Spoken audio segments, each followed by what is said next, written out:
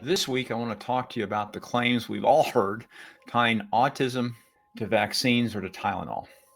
I also want to talk to you about Leucovorin as a treatment for autism.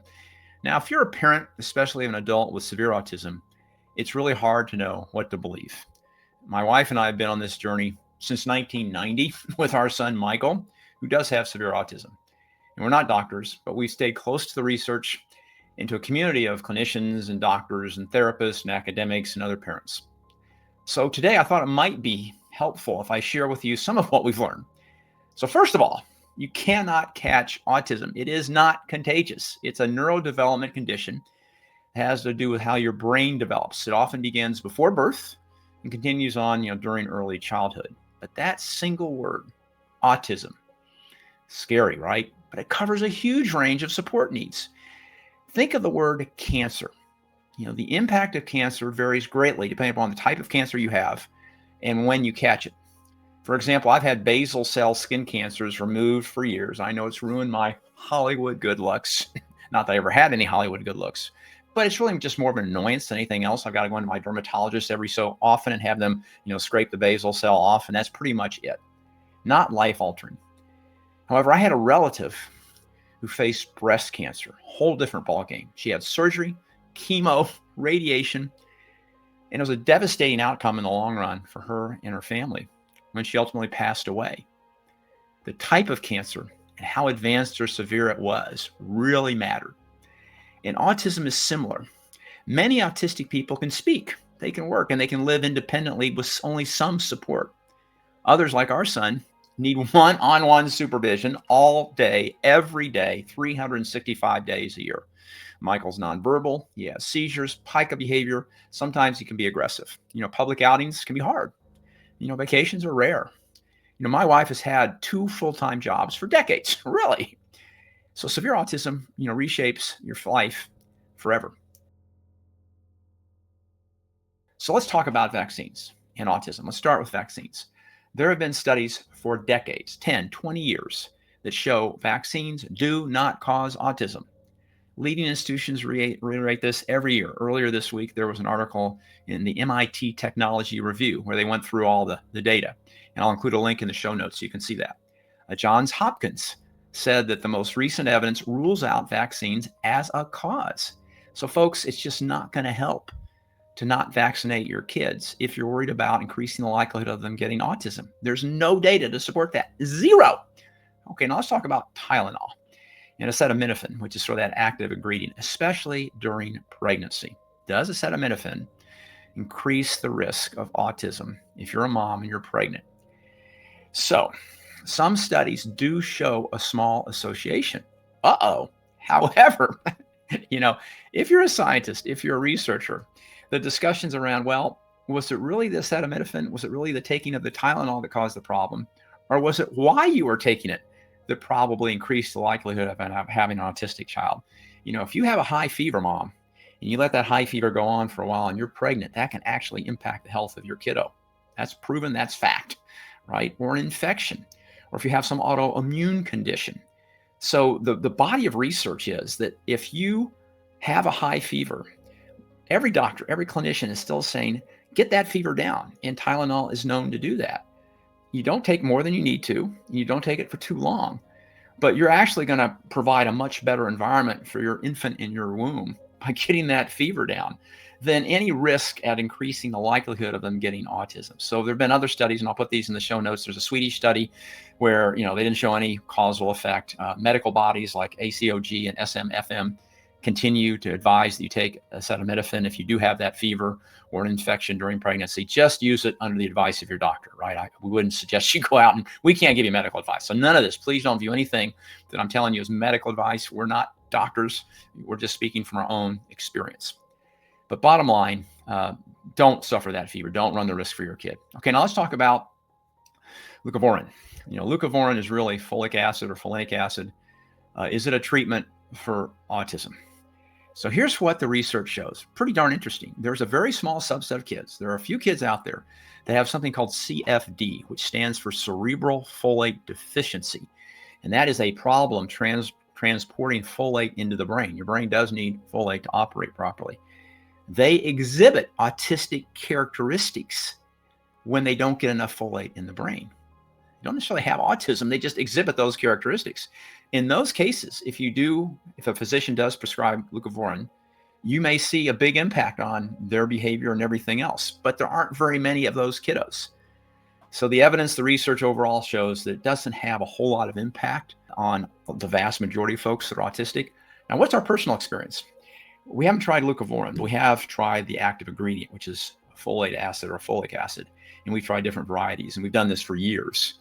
It certainly doesn't cure autism, but it has improved Michael's behavior in certain situations, like when he's really hyped up, when he's really aggressive, when he's stressed, when he has lots of anxiety, and he just won't go to bed. If we give him some, sometimes, not always, but sometimes it really does calm him down. And there doesn't seem to be much of a side effect. So under the guidance of your doctor again, I don't think that's a very high risk proposition to try folic acid or leucovorin just to see if it does make an impact. Maybe not all the time, but when your kiddos are really having some problems with their behavior. So that's been our own personal experience. But here's, I think, the key takeaway that we've learned, again, 35 years of doing this. Don't focus on the silver bullet. We have tried, I can't tell you how many silver bullets and magical therapies and this and that, and they just don't work. I'm not saying you shouldn't research them, you shouldn't be aware of them, but don't get your hopes up. Instead, focus on what really matters day to day, especially if you have a child that's been diagnosed as autistic. Number one, immediate intervention and therapy. The sooner you can get your child, especially if they're like a year, 2.5 years old, into therapy while that brain is still developing, and you can impact that abnormal development and maybe refocus it or correct it. Man, that's where you can make the biggest difference. And that's where some of the research, and I think where a lot of the therapists and clinicians are most optimistic, catch it quick, get the kiddos right into therapy and help them, down the road with perhaps a less severe form of autism as a result, or maybe it almost totally goes away, right? Don't know. Again, but that's just what some people that we know have said.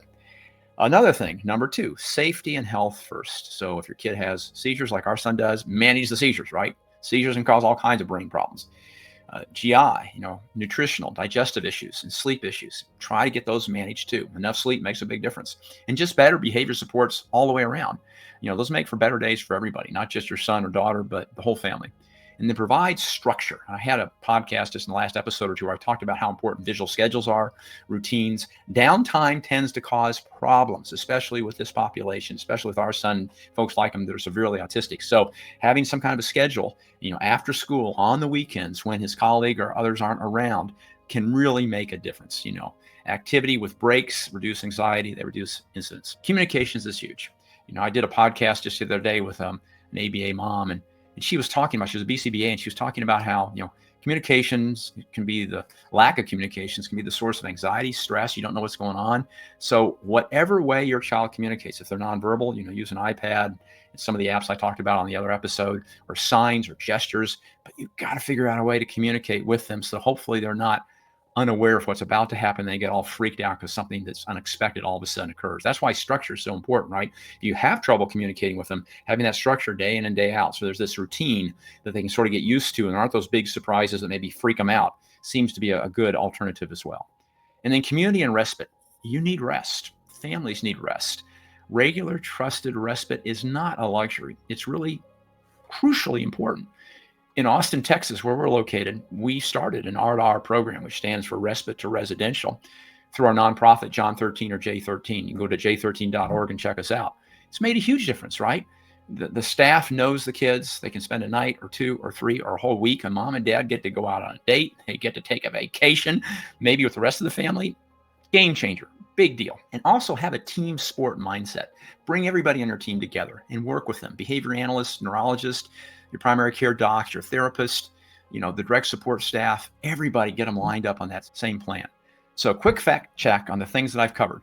Vaccines, number one, do not cause autism. This is irrefutable. You can be skeptical, but the science just shows you vaccines do not cause autism. Using Tylenol, when indicated, even if you're pregnant, to reduce a high fever, to control an infection or some autoimmune issue, is probably a pretty good thing to do, right? There's no evidence that says acetaminophen, the active ingredient in Tylenol, is the cause of a higher incidence of autism. There are some associations, but when you look at the data, many folks feel it's the reason you're taking it. It's that infection, that disease that's causing a higher incidence of autism, not the Tylenol itself. And then let's talk about leucovorin. It may help a subset, And in our opinion, it's fairly low risk. Again, check with your doctor. So why not give it a try, or why not give an alternative that's less expensive than Leucovorin, like just folic acid or supplement like that? Give it a try and see if it works for behavior control. It's not going to cure autism. It will not treat everything about autism, but it might help you mitigate or manage behavior, especially when your kiddo is super stressed out. So in conclusion, I think we want to try to give you guys hope. I think that's been the biggest thing in our journey that's been so important. Our kid's, as I said, 35 years old. He has profound needs. Those needs are never going to go away. And it's easy to feel exhausted, especially my wife, who's working 80, 90 hours a week between taking care of Michael and everything else that she's got on her plate. And it's natural to grasp at headlines and those silver bullets, hoping for that simple answer, right? It'll fix everything. But man, we've been there. We've been there for 30 years, 35 years. It's just, I don't think it's going to happen, at least not overnight, and not with a body of scientists behind it saying, yeah, this probably is going to move the needle. So the journey of severe autism or complex special needs, even if we're not talking about autism here, is a landscape of lots of crazy theories, lots of bogus claims, and every now and then a little glimmer, just a little glimmer of hope for a few folks that have autism or have other needs. But the real hope, the thing I think to really get excited about, isn't in a magic pill, or that big breakthrough. It's this optimism that we found just in the little incidents, the small victories day to day, a calm afternoon, a moment of connection with your son without any words. Comes up and just gives you that hug, that big smile when he's happy. That is huge, right? And then you build that support system that understands him and finds his or her superpower and doesn't judge, doesn't try to change, but tries to lean into what makes them so incredible and leverage that to give them more joy and more fulfillment in their life. You are an incredibly resilient person. I think you'll discover that on this journey. And your child is too. And it's a marathon, man. This is not a sprint. So so what you have to do is take care of yourself.